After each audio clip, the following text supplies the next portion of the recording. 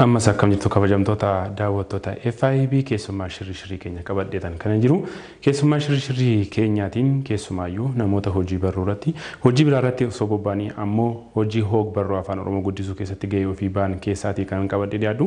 Egaa kana keessatti keessumaayyuu aadaan kitaabota adda addaa dubbisu akkasumas barreessuu keenyaa fi dhimmoonni hoog barruu kan immoo guddina hoog barruu Oromoodha eessaa garamitti kan jedhus ni haasofna.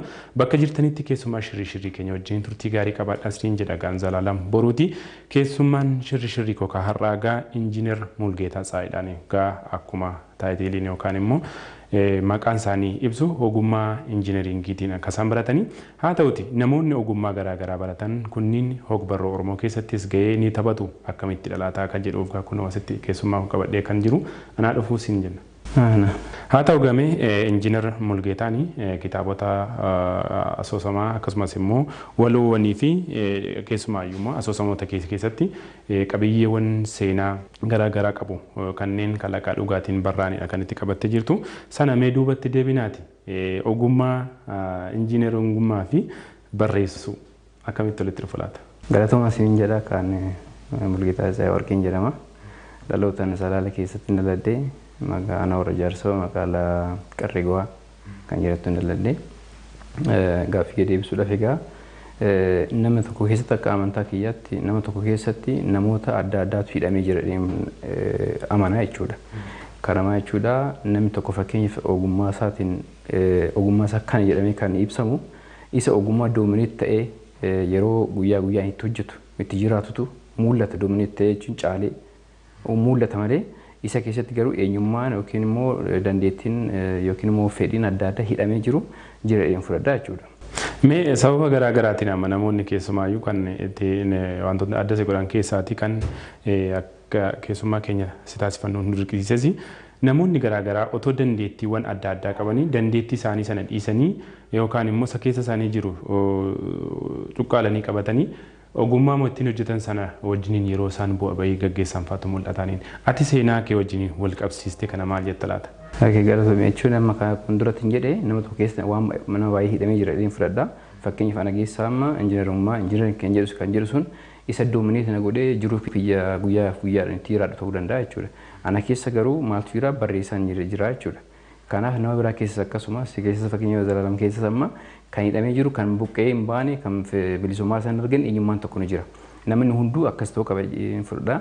Taayim maanajimentii yeroo isaa maaneej godhee fiilingii isaatti dhagaame san ibsee maaneej godhee baasnan namni hunduu itti fayyadamuu danda'a fudhadha jechuudha.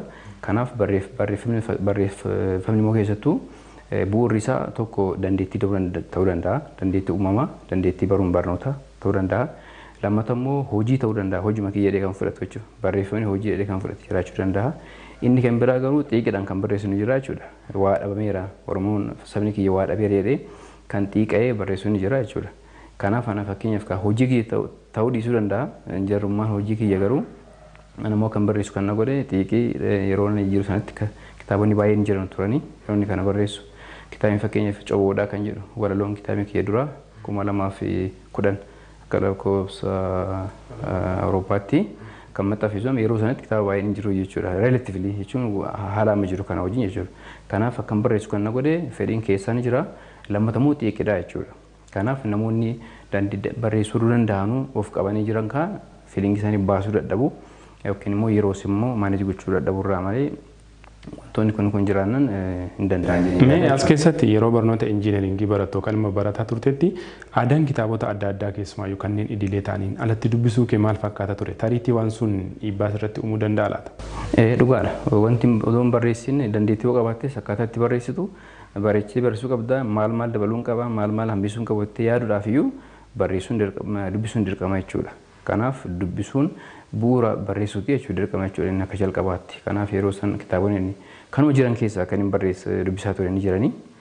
Keessattuu kitaaba anaafis fakkeenya kan fudhadhu kitaaba walaloo barreessaa walaloo Dooktar Asaffaa Tafaraa Dibaabaa. Kanaaf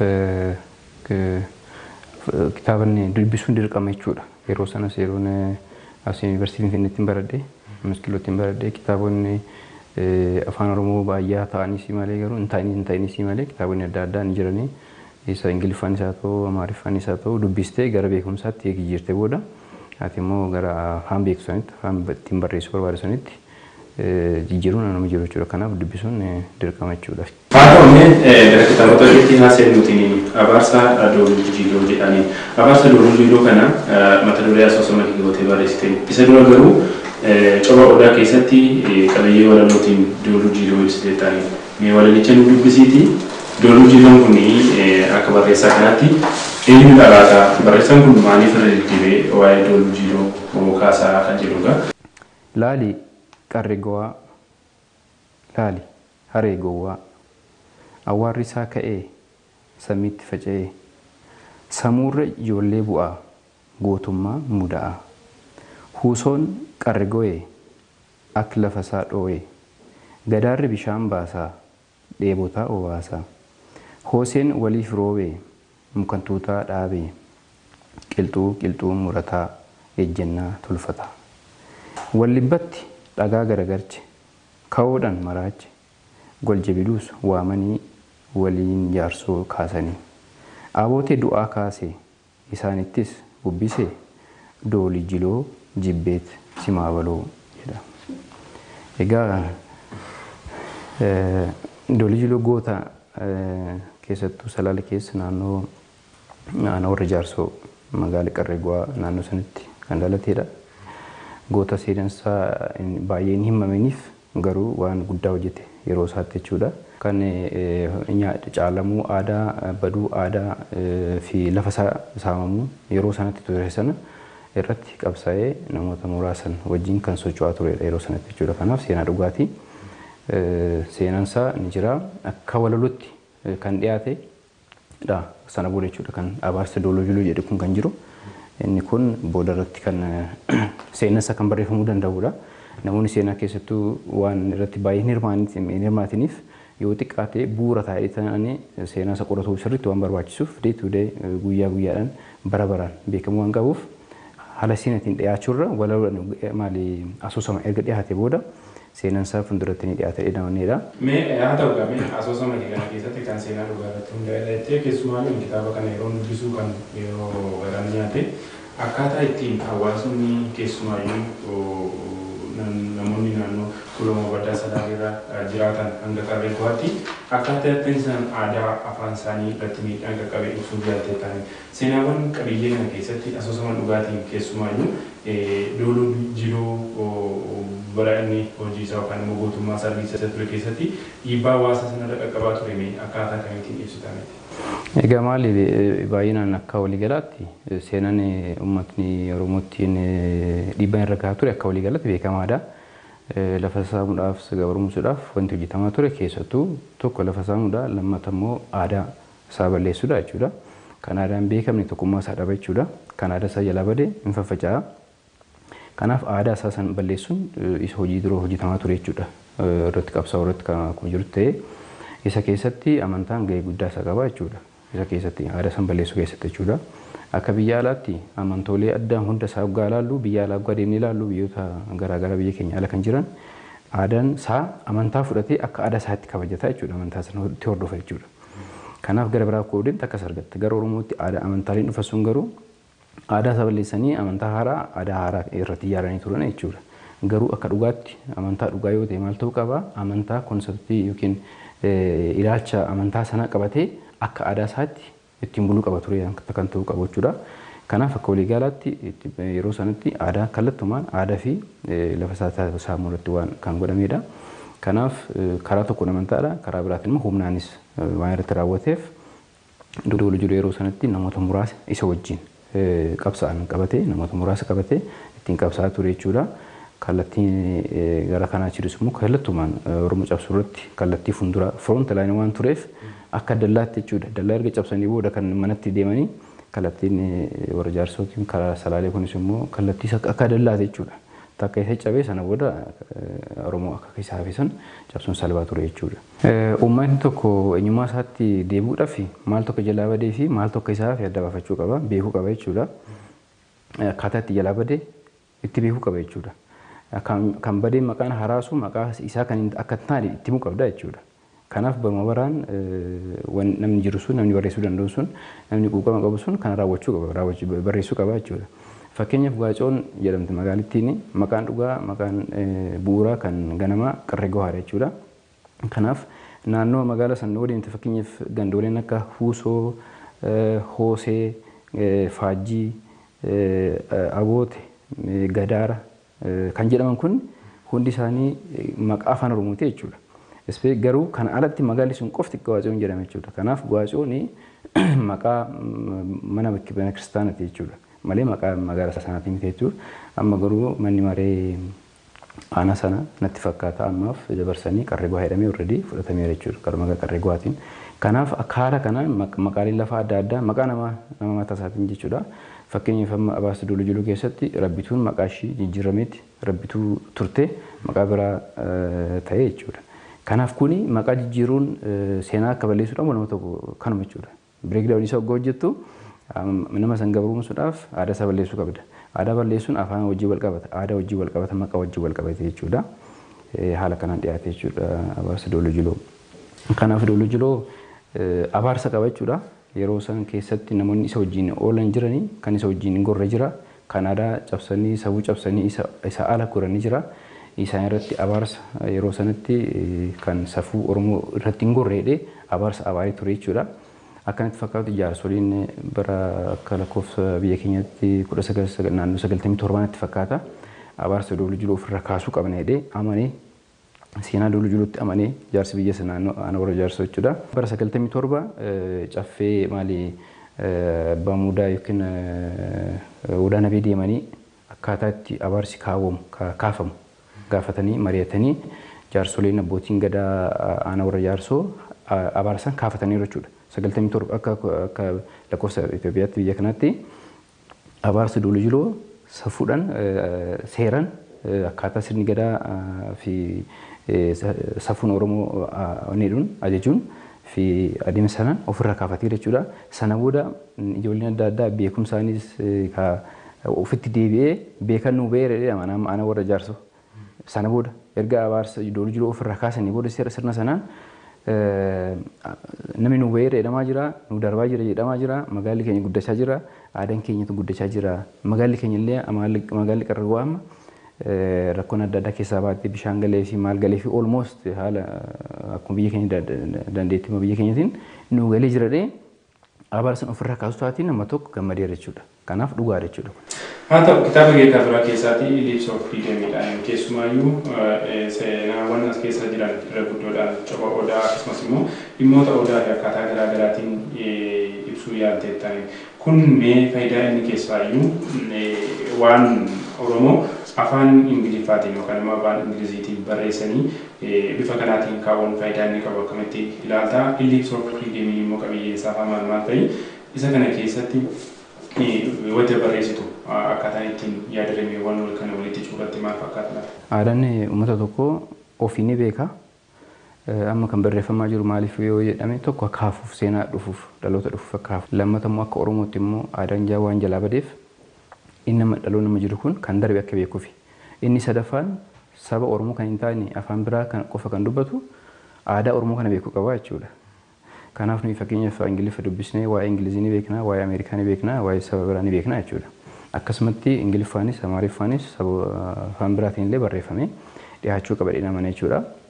Kanaaf amma tokko kitaaba muraasadha naannoo walaloolee 29 immoo akkas keessa jira haala sanaan dhiyaate jechuudha. Kanaaf as keessa kan jiru seenaa Oromooti, aadaa Oromooti, fedha Oromoo, siyaasa Oromoo, jaalala keessa jira, waa hunda keessa jira jechuudha. Wanta Oromoo keessa hunduu keessa jira jechuudha. Kanaaf as keessatti fakkeenyaaf Oromoo daansan jedhu kitaabni jira, walaloon tokko ni jira jechuudha. Kanaaf Oromoo daansa kan jedhu illee ni jira kitaaba kana keessa jechuudha. Kanaaf haala waan tokko Oromoo maayinni kun jedhee as dhiyaachuudhaaf bu'uura barbaadan saba dooraaree jechuudha. Kanaaf Eclipse of Freedom jechuunis immoo akka kinoo Eclipse of Sasana kennu akka aguggii wanni maal aduun yeroo addeessaa fi lafa gidduu yeroo taatee amma darbeessu jira miti bara darbee jechuudha. Eclipse jechuun aduun yeroo addeessaa fi lafa gidduu yeroo dabartu dukkanaa jechuudha. Kanaaf isa hin arginu tokko hin arginu tokko hin arginu jechuudha. Yookiin immoo addeessi yeroo aduudhaa fi lafa gidduu yeroo dabartu hin dukkanuufte jechuudha. Walakkaa of muraasa qofa argine jechuudha kan isa sana jechuudha. Kanaaf akkas jechuudha. So eclipse of freedom jechuun an akkasitti jechuudha. Almost bilisummaa uummata keenyaa mul'achaa jira, dhiyaachaa jira akka jechuuti. Dhufaa jira, guutamaa jira akka jedhu waan qabuuf eclipse kun darbaa jira jechuudha. Wanti bilisummaa fi Oromoo gidduu jiru sun hamma almost darbaa jira akka jechuuti jechuudha. Eclipse of freedom jechuun kanadha.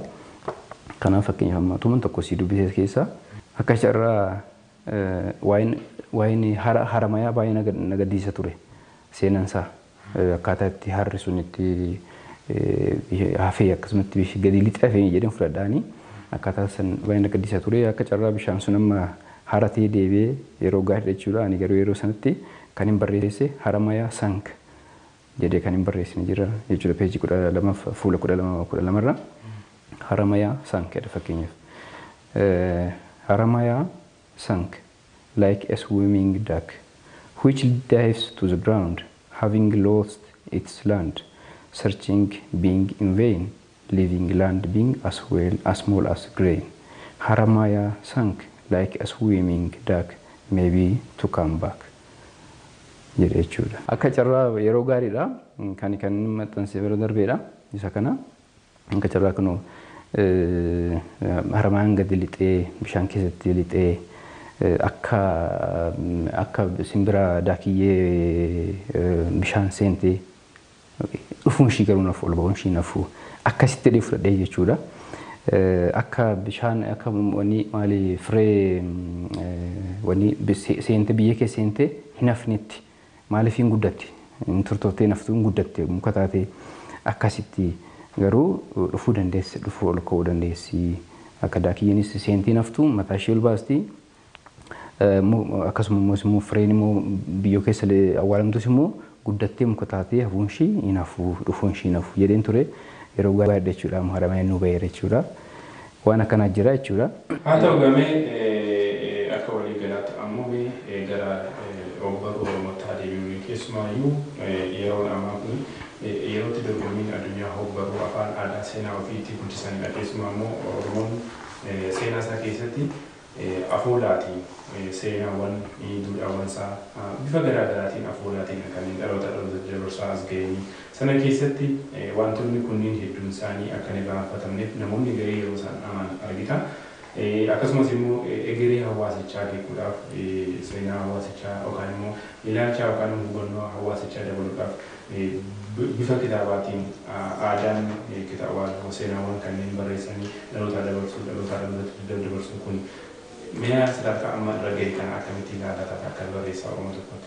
Akka Oromootti akka wanni keenyatti maanni waa hunda galateeffachuun gaariidha jechuun limitii saskaa jedhama fedhii nama dhuma hin qabu daangaan qabu garuu immoo waan dura turre waan kana dura ture yoo ilaalte galateeffachuun gaariidha. Namni hunduu ni carraaqa.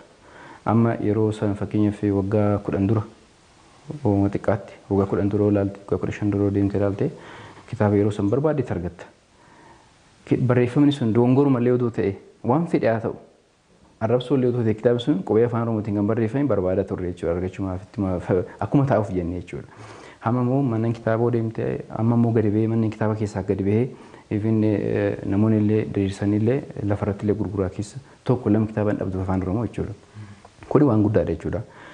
Hamma irraattuu rakkinni guddaan tokkummaa Oromootiif illee walta'iinsa Oromootiif walta'iinsa afaaniitiif illee barreeffamni baay'ee barbaachisaadha jechuudha. Kanaaf maaliif namni afaan qaama waliin agarre barreeffama wal arga. Amma fakkeenyaaf amma qolloqoda yookiin istaayilii daayilektii salaaleetiin nu barreessiraadhe kan gujii jiru sun daayilektii salaalee ta'uusaa baree booda arge Oromoo salaaleetii Oromoo dhina fudhata jechuudha.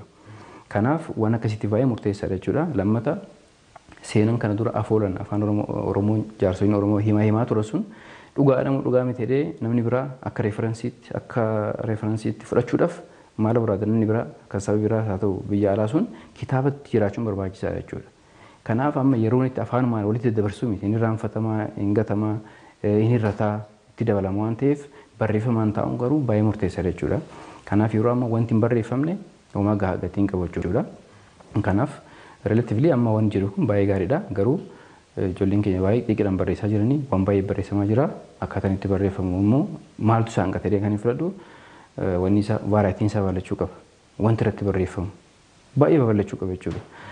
Saayikooloojii ta'uu qaba, filozoofii ta'uu qaba, siyaasa ta'uu qaba, kan jaalalaa ta'uu qaba, kan misoomaa ta'uu qaba. Waa hunda keessatti koontentii isaa vaaraayitiin isaa babal'atee akkasitti jechuudha. Maaliif fedhiin namaa adda adda. Kan waa jaalalaa qofa dubbisuu barbaadu jira. Kan siyaasa dubbisuu barbaadu jira. Kan waa'ee dinagdee kan mara waan jiruuf even saayikooloojii gorsa kan qabu. Atiituudii namaa kan bilcheessu. Filozoofii waan akka ikoonoomii illee dinagdee illee kan hunda kan fedhu jira jechuudha. Waan saniin barreeffame. Kanaaf vaaraayitiin sun bal'achuu qaba.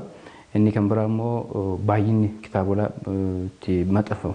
Amma fakkeenyaaf 2,000 3,000 akkasuma maxxansaa turre jechuudha. Babal'atee namni keenyas immoo aadaa dubbisuu kana baay'ee hojjechuu qaba jechuudha. Fakkeenyaaf amma ani amma kitaaba kana Abaarsa Duulujuu kana amma xiqqoodha. Garuu namni keenya dubbisuudhaaf ganaa dhiyeeffamanii malee kitaabni kun wanni 2 qaba jechuudha. Abaarsa Duulujuu Abaarsa Duulujuu akkuma ta'e immoo Eebba Duulujuu qaba jechuudha. Aadaan kitaabota garaa dubbisuudhaan hir'ateeraa waan jedhamu. Kana malees immoo faallaa kanaatiin guddinni hogbarruu keenyaa hamma tokko haala walaa dhufu waan dabalaa dhufe haa fakkaatu malee kan afaanota biroo wajjin wal bira qabde kitaabonni magaalaa kana keessa hogdi baate guyyaa guyyaadhaan ajandaawwan garaa garaa fidanii dhufan hedduutu mul'ata. Kan Oromoo garuu akka mateetti garaagarummaa yookaan immoo gosoota barreeffama adda addaa irratti baay'ee ni fuulleffatu. Inni barraa'ee jiru immoo qabiyyee inni qabatee dhufu akka ta'utti bishaataaf amansiisaa miti wal jedhan jiru. Wantoota kanneen wal bira qabdee olaaltume maal jetta laata? Guddina ogbarruu hoggaa jedhamu wanni qaba jechuudha. Sadarkaa qaba jechuudha. Kanaaf kan barreeffamni warra Giriikii fi barreeffama Ingilizii walitti fiddu. Kan Giriikii baay'ee bilchaataadha. Siyaasa qaba, filozoofii qaba. Waggoota dhaloota Yesuus Kiristoos dura kan jalqaban barreeffame jechuudha. Akkasumatti yeroo itti jalqabde sun murteessaadha jechuudha. Lammataa inni barreessuun eenyudha kan jedhu murteessaadha. Inni barreessuun eenyudha. Fakkeenyaaf afaan irratti kan litereecharii jechuun ogbarruu irratti kan baratan, kan muuxannoo qaban, kan dubbisan ammuma jedhan bilchaataa dhufa jechuudha. Kanaaf yoom jalqabnee kan jedhudha beekuun barbaachisaadha jechuudha. Waa fakkeenyaaf guddatee deemuun guddanne jechuudhaaf referensii qabaachuu bu'uura qabaachuu qabda. Isa kam wajjin kan inni wal dorgommisaa jiru guddatee erga jechuudhaaf yeroo itti jalqabne baay'ee murteessaadha jechuudha. Kanaaf fakkeenyaaf qubee barachuu ijoolleen keenya yoom jalqaban fakkeenyaaf 80 keessa fe'ame jechuun waggaa 20 wayii jechuudha. Kanaaf inni afaan jalqabe sun har'a waggaa 30 guutaa jechuudha fakkeenyaaf. Kana har'a balleessuu jalqaba oduma jennee iyyuu. Kana ammaaraatti kan turan sun dubbisanii odoo kan qubee afaan Oromootiin hin baranne fa'i kan barreesse kan dur baratan jechuudha. Kanaaf ani amma nan galateeffadha haala jiru kan jechuudha. Garuu barreessuu caalaa immoo kan danqaa ta'aa jiru nama dubbisuudha. Dhugaa dubbachuudhaaf ijoolleen baay'ee barreessaa jiran baay'ee sirriis haa ta'u sirriis hin ta'in bilchaatas haa ta'u hin ta'in vaaraatiin isaa wanni jechuun akaakuun itti barreeffamu koontentiin akaakuu isaa yaa xiqqaatus yaa bal'atus malee isa caalaa immoo baay'ee wanni kan ta'aa jiru namni keenya dubbisuu wanni hin babal'anne jechuudha. Miidiyaa kanatti dafee dhufee jechuudha. Sooshaal miidiyaan dafee waan dhufee waa hunda intaraaptu godhee natti fakkaata. Kan biraa garuu barreeffamu jiru saniyyuu miidiyaa irratti sooft kooppiidhaan dubbifama biyya alaa deemte. Giriikii waliin Ingilizii waliin Ameerikaa waliin amma kitaabni gurguddaan ibuukidhaan elektirooniksaan dubbifama jechuudha. Inafni jechuudha waan sun. Keenya garuu asuma waanuma xixiqqoo gaggabaabaa sooshaal miidiyaa irratti argatu kanaan. Teekinooloojii wajjin deemsuudhaa fi barreessitoonni namoonni keessumaayyuu dhaloonni ammaa kun moobaayilii isaa keessatti bifa salphaa ta'eetiin kitaabota kana akka dubbisuudhaaf foormaatii ammatee jette kanatti jijjiiranii dhiyeessuu irratti sirriin jiraachuun malane. Kana wajjinis wal qabsiisee ammoo dhaloonnis kitaaba kana akka jettanis turan jechaa ture namni hedduunis kan jedhu aadaa dubbisuun kun ammallee xiqqaataa akka ta'etti namoonni yaadda'uun. Kana lamaa wal bira qabdee maal gorsitaati? Jechuun amma akkuma jenne hard copy'n baay'ee murteessaadha. Kitaabni akkasitti yaadne taa'u seenaadhaaf kan ta'u qabu jechuudha. Soft copy fakkeenyaaf amma yoo ibuukidhaan yoo ati qabaatte guyyaa tokko moobaayiliin kee kitaaba 10 yoo moobaayilii keessa qabaatte moobaayiliin kee yoo hattuus jalaa fuute kitaaba 10 dhabdaa jechuudha guyyaa tokkotti. Hard copy'n murteessaadha jechuudha. Soft copy yaa qabaattu malee kan akkanaa seenaadhaaf garuu kan keessu moofa'ees maal jedhee kan si ta'u ijoollee kee kan si ta'u akkasitti jechuudha. Akkasitti qabaachuun baay'ee murteessaadha. Garuu ani amma isarratti jiruun jarjarin maaliif availability isaa ganaadha gabaa elektirooniksii buukii gabaan isaa gana babal'ee biyya keenyatti dafnee waan achi deemnetti fakkaata jechuudha. Kanaaf baay'inaan kanumarratti wanni jennee fookas goonee xiyyeeffannee hard copy kana ijoollee irraa gufuunee ijoolleen immoo akka gurguratanii akka immoo kan biraa maxxansan. Fakkeenyaaf kitaaba tokko kitaaba 120 ijoolletti kennee kan hin deebine jira jechuun egaa gurguramee ta'uu danda'a uummata bira gahee ta'uu danda'a jechuudha.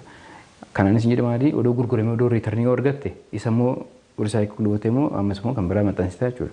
Isaaf kallattumaan ijoollee maxxansa kana 3,4,5 maxxansa waan ta'eef isuma walirraa bitanii babal'isuun gaarii natti fakkaata. Haa ta'u garuu akka walii galatti keessumaayyuu guddina hogbarruu Oromootiif keessumaa yeroo baay'ee kan nuti barree namoota gara isaatti dhiyaatan yookaan immoo barnoota afaanii baratanii fi galgalaa jiraachuu dhiyaatan qofaaf yookaan immoo warra ogummaa gaazexeessummaa afaatiif qofa warra dhiisan jiru. Mee kan kee irraa kaatee keessumaayyuu injiinaradha barruuwwan kana keessattis gahee kee waan keessa kee jiru baasteetta warri ogeessota ogummaa gosa garaa garaa irratti bobba'an gahee isaanii akka baaniif maal gochuu qabu jettamee ofirraa kaatee? Egaa gabaabumatti barreessuu qabanidha. Gabaabumatti jechuudha. Fakkeenyaaf amma kitaaba inni barreesse kana sadanuu namni tokko dhufee qeequu danda'a. Qeequurra garumaa inni parsantii 80 yoo sirrii ta'e 20 dongora ta'uu danda'a. Dongora sana immoo sirrata jechuudha. Kitaaba dura waa'ee qubee yeroo dubbistee haala kitaaba tokko nan beekaani odoo amma dubbisteeti namni ijoolleen gana baratatan illee qeequu danda'a. Isa jalqabaatiif garuu baay'ee turning point ture jechuudha. Odoo kitaabni dongora isa wajjin hin dhufne ta'e sirriin har'aa kun hin dhufu ture. Kanaaf qeequrra maal gochuu jechuudha barreessuu isaan caalaa kan barreessuu irraa eegamu hin jiru. Isaan maaliif caasaa isaa beeku barnoota isaa beeku akkaataa itti dhiyaachuu qabu kana waan beekan kan irraa eegamus kana jechuudha. Garuu namni hundumtuu immoo sababa mataa isaa qaba kan ittiin maxxansineef mijanneef ta'uu danda'a. Yoomiyyuu barfatu har'as boruus kanarraa hin geenye furuuf ta'uu danda'a. Anis amma kitaaba sadan kana akkasitti humna kiyya maxxansa malee kitaabni illee jiru ammallee kitaaba 4 nan qaba kan maxxanfuuf qophaa'e jechuudha. Asoosama kan ta'an walaloo kan ta'an akkas kanaaf boruus ni maxxansu illee fudhadha. Nuuf immoo gaariidha jechuudha. Nuti xiqqeedhaan barreessinee nuti fedhiin akkas barreessinee dandeettis fedhiis xiiqis oduu itti dabalan immoo isaan kan keenya caalaa barreessuudhaan waan jechuudha. Haa ta'u dhumarratti dhalootaaf ta'uu qaba yookaan immoo keessummoonni keenya kanneen nu daawwataa jiran keessaa dhaloonni amma dhimmoota fakkeenyaaf maqaa waan asirratti ati jijjiirte isaa booda maqaawwan kunniin akka bulchiinsa mootummaattis yookaan maqaawwan kunniin jijjiiramuuf dhageetan ture waan ta'eef wantoota akkasii jijjiirama qabaachuusaa kan bu'aatii barreessuudhaan argatte irraas kaatee kun kana ta'uu qaba yookaan jettee yookaan argaa qabaatte kan innis dagadheessoo jiraate nu calaasite. Egaa waan baay'ee tuttuqtee jira tuttuqnee jirra. Wanti guddaan dhaloonni ofiif kan hojjetu barreessuu qaba dubbisuu qaba jechuudha. Aadaa isaa beekuu qaba. Nus kan barreessinu wayii fi baasiis baasnee dandeettii keenya fayyadamnee wanni jenna dubbisuu qaban jedhee namni dubbisee namni barate immoo an barateef kan dubbisan immoo wayitti jijjiiruu qaba jechuudha. Hunduu dandeettii ofii qaba jiruuf jireenya mataa isaa qaba. Isa maddiitti garuu wanti hin godhamne hin jiru jechuudha. Akkuma dura jedhee nama tokko keessa dandeettii baay'ee jira. Anaama injiinaringii dabalata barreeffama jira jechuudha. Seenaallee nayyaalaa jechuudha. Garuu seenaas maal sanas dandeettii sana namni yoo barreesse moor baay'ee gaarii ta'a waan ta'eef dhaloota keenyaan garuu yeroon keessa nama moor baay'ee gaariidha. Bu'uura qabanii lafa qabanii karaa itti ka'anii itti ol ka'an waan qabaniif ammaaf waan baay'ee isaan irraa eegama. Karuma kallattuma irratti hojiidhaanis barreeffamaanis barnootanis jabaadhaa hin jedhan aadaa keessan hin gatinaa hin jedhan. Haa ta'u gaafii yoo kennu kennitee asi kun kana ta'uu qaba waan jettee ulfaatu siin.